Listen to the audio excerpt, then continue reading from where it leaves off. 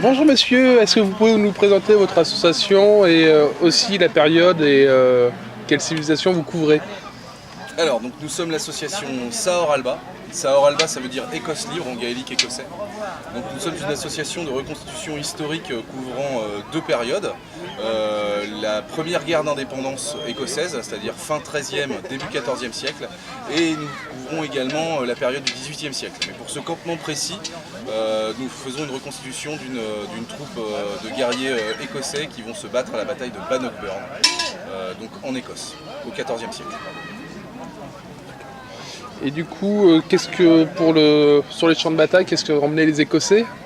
Alors principalement des cadavres anglais. On les ramenait surtout, on les emmenait pas. C'est vrai, c'est vrai. Mais alors pour l'équipement des Écossais, ça dépend surtout d'où vient l'Écossais en fait, puisque l'Écosse est un pays qui a la particularité d'être deux en un, c'est-à-dire que vous avez les Lowlands et les Highlands. Et si vous étiez Lowlander en fait, vous étiez habillé comme à peu près toute l'Europe, c'est-à-dire comme je le suis avec des braies, des chausses, ou le jeune homme si présent. Vas-y, monte sur le banc là. Ça, voilà. Bouge un peu là. Donc voilà, au niveau vraie chose pour le bas, vulgaire ces Écossais. une chemise et une chasse tout classique. Voilà. Donc c'est vraiment la tenue là c'est vraiment la simple, tenue basique qu'on peut du trouver. Lowlander. Donc la partie quand vous allez en Écosse vers le nord, la première partie que vous traversez c'est les Lowlands. Et les Highlands par contre ils sont habillés comme notre cher ami ici présent qui va lui aussi faire son Voilà, donc des chausses en tartan, un lane.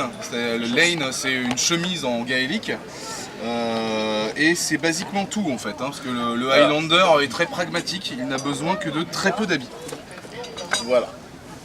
Et après, en termes d'armes, on est soit sur de la grosse dague ou des haches comme vous avez derrière vous. Bah, je vais aller en chercher d'ailleurs.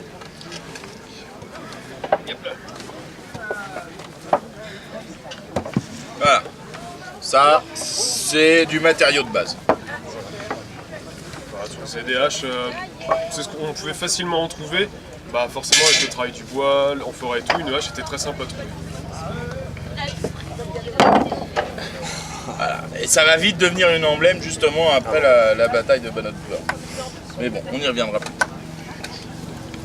Est-ce que vous, les Écossais, emmenaient avec eux des femmes sur les campements? Alors, une femme écossaise, comment vous dire, c'est presque plus dangereux qu'un écossais. Donc, quand elles disent on vient, bah, on les laisse faire. Ça serait trop dangereux de leur refuser. Voilà. Après, nul doute que, comme toutes les autres troupes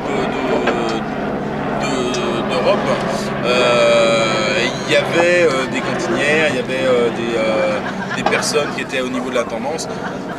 Et on ne parlera que de ce genre de personnel féminin. Hein. Oui, en fait sur les...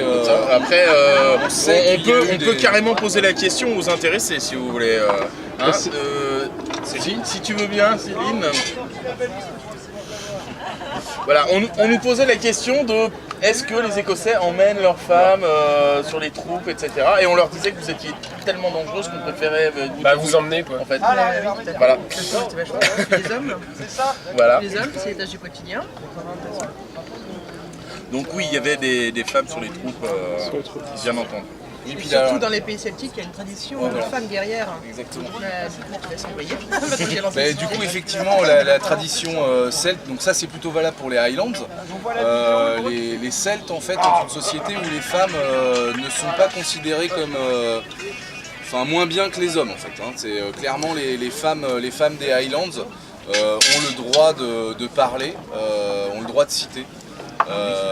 Et on est même dans certains villages, on est quasiment dans des sociétés qui sont quasi matriarcales. Ouais, à deux doigts du matriarcat. Oui, allez-y. Profitez, là on est tranquille. Là on a Ça va l'air pas durer. Ça va pas durer. Et du coup, au niveau stratégie des Écossais? Alors, Ça dépend des époques aussi.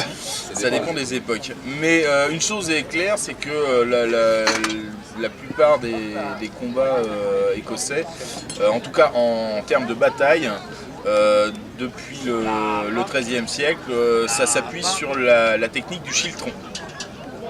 Donc qui est une technique de lancier qui se pratique avec 3 rangs de lanciers.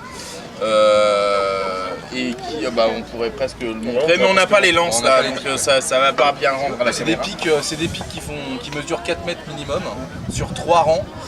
Qui sont très très serrés, donc le but du jeu en fait est de créer un bloc. C'est de faire vraiment c'est l'esprit.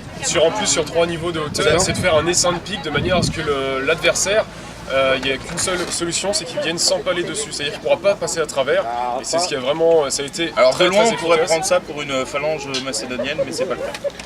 Bah, c'est proche en fait, hein. C'est quasiment, C'est proche. c'est dans le même esprit. C'est dans le même esprit. Ça doit être relativement assez efficace contre la cavalerie anglaise.